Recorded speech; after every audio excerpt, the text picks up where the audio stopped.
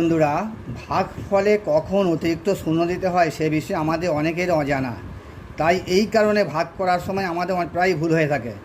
আশা করি এই ভিডিও দেখার পর তোমাদের আর ভুল হবে না। যেমন দেখো, 3 দিয়ে 91কে ভাগ করছি। দেখো, 3 তিরিককে 9 গেল, নেবেরও 1। মনে রাখবে, সরাসরি ভাজ্য থেকে কোনো সংখ্যা নেবে এসে কখনই ভাগশেষ হতে পারে না।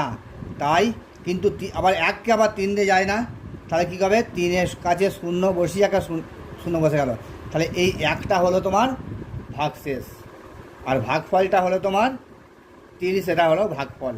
তাহলে বুঝতে পারছো কখন একটা অতিরিক্ত শূন্য ব্যবহার করতে হয়।